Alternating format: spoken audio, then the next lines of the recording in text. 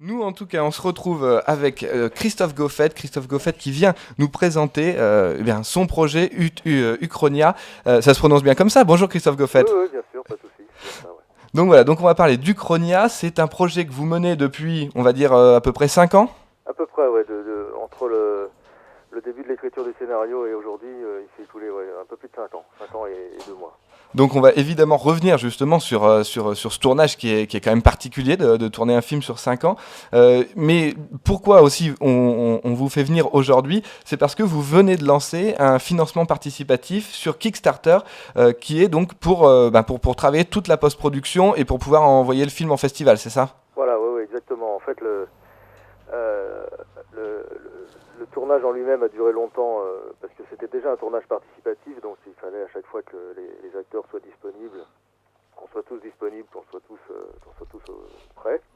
Et donc voilà, ça s'est étalé sur le temps parce qu'il y a des acteurs du monde entier, des gens un peu connus, donc qui étaient quand même assez peu disponibles.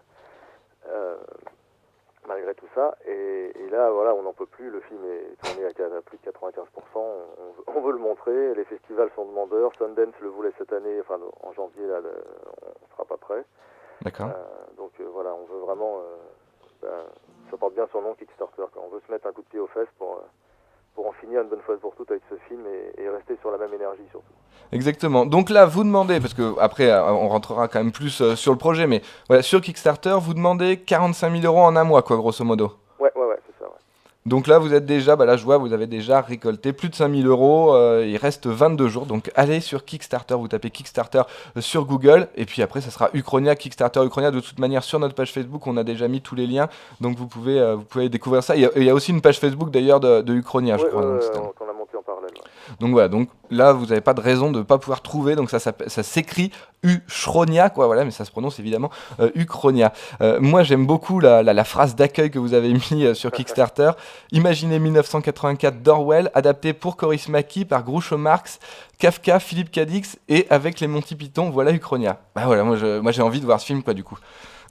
Oui, oui, en fait, ce qui se passe, c'est que ça fait donc évidemment longtemps que je travaille sur le film, longtemps que je suis dedans, et à chaque fois on me demande, voilà, ça parle de quoi, c'est quoi, résume-le-moi, c'est quoi le pitch.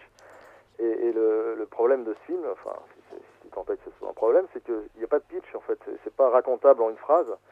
Donc j'ai essayé de trouver une formulation qui corresponde quand même à l'univers, à la façon dont ça a été fait, un petit peu aux origines, aux influences. Ouais. Et j'ai trouvé cette phrase, voilà, avec le temps, et du coup, maintenant je la ressors partout. Oui, et puis c'est aussi pour montrer peut-être des gens qui vous inspirent aussi, quoi. Donc finalement, c'est tout ce qui vous inspire se rejoint dans cet univers que vous avez créé, quoi, du coup. Oui, oui, puis en fait, je dis aussi que Tuchronia, c'est une comédie où il fait pas bon rire, et c'est pour ça que c'était intéressant de citer Ekoris Maki d'un côté, qui a quand même un humour assez froid, assez distancié, Mhm. et les Monty Python, où là on va complètement dans l'absurde, parce que c'est Exactement. exactement ça en fait le film. C'est-à-dire que j'ai utilisé, j'ai regroupé, j'ai déformé tout un tas de colères que j'avais par rapport à notre société, et je les ai poussés dans l'absurde pour pas avoir un film à discours, pour pas avoir un film à message, un film un peu lourd, et pour que ça reste divertissant quand même. Bien sûr. Et voilà, donc on bascule et on se balade, on fait un peu du ping-pong entre les deux façons de faire de l'humour en fait. Exactement. Donc, du coup, vous vous préparez déjà à quand le film va sortir, à que le seul mot qui va revenir, ça va être ovni cinématographique, quoi, du coup. Je pense, je vois déjà, il y a quelques articles qui ont été publiés depuis 2 3 jours, ça n'arrête pas, donc Voilà. Bon, le bah, droit à OVNI, objet filmique non identifié. exactement. Donc, en fait, c'est Uchronia, parce qu'il faut quand même qu'on ait une idée. C'est quoi? C'est un monde que vous avez créé, qui Alors est, qui donc, est, qui est pas daté. en Enfin, fait, c'est. une uchronie, donc Uchronia c'est le nom anglais pour l'Uchronie. L'Uchronie c'est un monde parallèle. À D'accord. la base, l'Uchronie c'est un petit peu comme si sur un espace-temps, enfin sur une frise temporelle, on changeait un événement majeur, et du coup on imagine un futur qui peut être un passé mais par rapport à cet événement différent. Par exemple, Philippe Cadic a fait Le Maître du Haut-Château qui racontait l'avenir, enfin les années 70, 60-70, après la victoire des Allemands des nazis et des Japonais pendant la Deuxième Guerre mondiale. D'accord. Bon, lui était malin, il rebasculait dans l'autre sens avec un écrivain qui était en train de faire un livre sur la victoire des Alliés. Là, moi, c'est un petit peu différent parce que ça reste, c'est un monde parallèle, mais j'ai pas vraiment de rupture avec notre société, dans le sens où il n'y a aucun lien ni géographique, ni temporel, ni de quoi que ce soit avec notre monde à nous. D'accord. En fait, j'ai imaginé un monde qui pourrait être le nôtre en fonction de nos différents égarements, on va dire, de là où la société va. Donc voilà, le pognon roi, les gens achètent n'importe. Les gens font des boulots complètement débiles pour accumuler de l'argent, pour acheter des choses qui leur servent à rien, etc. Tout ça, je l'ai remis dans le film, je l'ai rendu encore plus con, en allant vraiment, en poussant à chaque fois toujours chaque élément dans ses limites. Ok, bon, en tout cas, voilà, on a vraiment hâte de découvrir ça. Vous pensez que, voilà, que le film peut arriver dans les premiers festivals à partir de quoi, de printemps 2016, un peu après?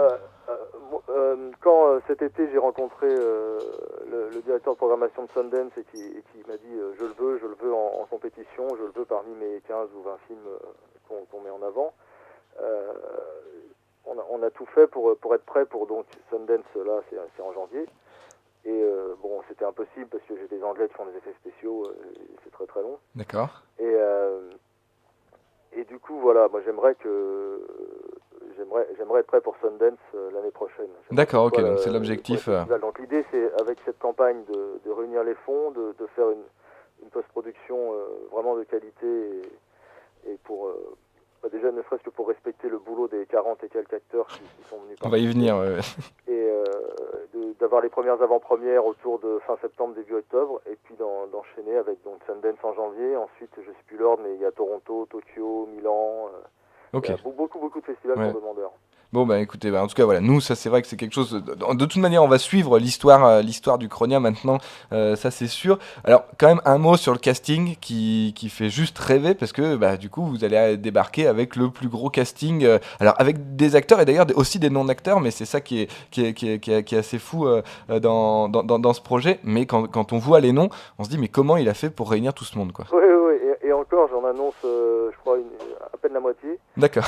Parce qu'il y a des vraies surprises, il y a des choses qui sont censées être des vraies surprises à l'écran, donc ce serait complètement galvaudé l'effet de surprise de l'annoncer maintenant. Ensuite, j'ai des participations qui sont très homéopathiques, j'ai des petits caméos, comme on dit, quoi. Américains, par exemple, qui ne sont présents que par une photo ou quelques secondes. D'accord.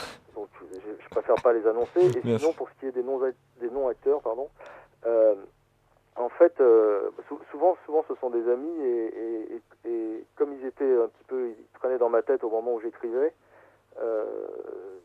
souvent ils étaient des sources d'inspiration pour des personnages et du coup, j'ai préféré leur en parler et carrément les faire jouer les personnages, ça me paraissait logique. Pour ce qui est de Terry Gilliam, par exemple, qui est quand même un peu acteur, puisqu'il jouait, même si c'est celui des Monty Python qui jouait le moins, rien dans Sacré Graal, il doit avoir 5 ou 6 rôles. C'était amusant de le faire jouer tous les producteurs du film à l'intérieur du film, parce qu'il y a aussi une espèce de mise en abîme par rapport à tout ce qui est processus de production dans le cinéma actuel. Oui. Donc on se retrouve par exemple avec 8 Terry Gilliam en même temps dans la même scène. D'accord. Ah oui, donc ça c'est très très drôle. Ok, en tout cas, voilà, on a hâte de découvrir ça. Alors, on va quand même revenir aussi un petit peu quand même sur l'idée de lancer du financement participatif, puisque, en échange, bon, on en a déjà parlé ici, notamment avec des jeunes chanteurs qu'on a reçus dans l'émission, parce que, en échange, il y a des contreparties, quoi. Donc, et moi, je trouve que vos contreparties, elles sont assez chouettes, quoi, parce que, bon, voilà, je prends l'exemple, voilà, en tout cas, moi, c'est sûr que c'est à peu près ce que je pense que je vais financer dans votre film, voilà, les contributions à 25 €, vous avez après un exemplaire dédicacé du DVD. Donc ça, c'est plutôt, voilà, moi je trouve que c'est assez intéressant parce que finalement, ça vous coûte le prix d'un DVD, quoi. Oui, en fait, bon, cette campagne, c'est vraiment, c'est pas un appel à dons, hein, c'est vraiment, chaque personne qui a envie de contribuer et de soutenir en a pour son argent, on va dire. Voilà, c'est-à-dire que même en démarrant très bas, en mettant à partir de 5 €, on est dans les remerciements et on reçoit une newsletter mensuelle à partir de janvier, donc de janvier jusqu'à la sortie du film, donc sur au moins un an. Plus à chaque fois dans cette newsletter, donc qui racontera un petit peu l'avancée du film, enfin de la post-prod, Il y aura également une vidéo exclusive qui sera faite chaque mois pour ces personnes-là D'accord. et pour l'ensemble des contributeurs. Et après, voilà, et toutes les autres primes sont en fait complètement exclusives à la campagne. C'est-à-dire que ce DVD, par exemple, à 25 euros, quand le film sortira dans le commerce via son éditeur, quel qu'il soit, évidemment tout ça n'est pas encore négocié, ça sera une autre édition. D'accord. Ce sera pas la même, ce sera pas le même visuel, ce sera pas le même contenu. La version plus du DVD, donc le steelbook, c'est pareil, il est complètement unique, il est numéroté, limité, signé. Dedans, il y a un livre qui est écrit spécialement, qui ne sera que dedans, D'accord. qui explique justement toute cette folle histoire, qui raconte chaque journée de tournage, chaque relation avec les acteurs, comment ils sont venus, pourquoi, comment ça s'est passé.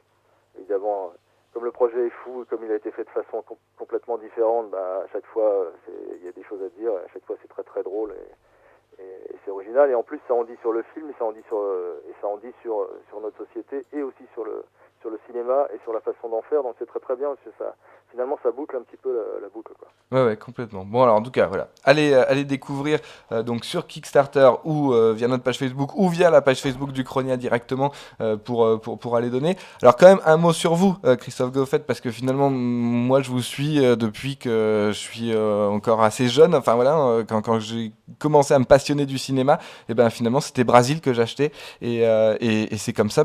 Et en fait c'est grâce à ça d'ailleurs que j'ai su que vous lanciez Uchronia. Donc là, ça en est où, Brasil, aujourd'hui? Il y a un site internet, Brasil 3.0. Voilà, où est-ce qu'on en est aujourd'hui Ouais, de l'aventure presse, quoi? Brasil, c'est de la même manière qu'Uchronia est un film qui a été fait de façon particulière. Brasil, c'était vraiment un magazine pas comme les autres, dans la mesure où ça a été une revue à perte pendant 10 ans. C'est-à-dire que tous les mois, pendant 10 ans, précisément, 1 ou 2 mois après, on perdait de l'argent. Et donc c'était vraiment un truc de passionné et on avait envie de partager nos coups de cœur, etc.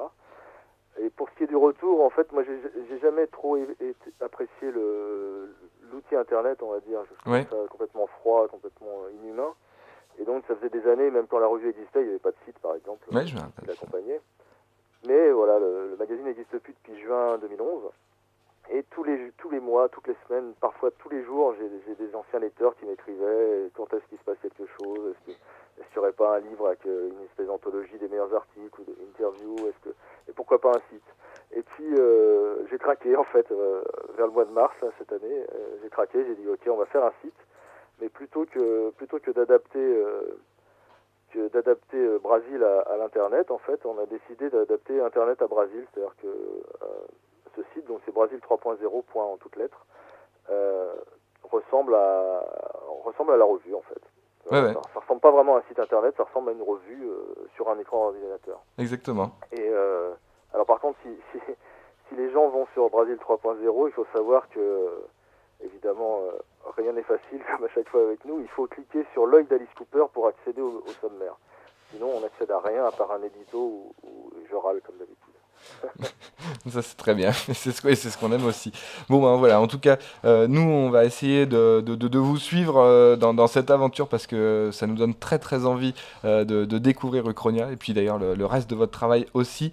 En tout cas voilà, on vous souhaite bonne chance pour ce financement participatif. Nous, je pense qu'on en reparlera régulièrement ici. On essaiera de suivre l'avancée de ça à peu près. Là voilà, comment ça se passe et puis on parlera évidemment des newsletters de temps en temps.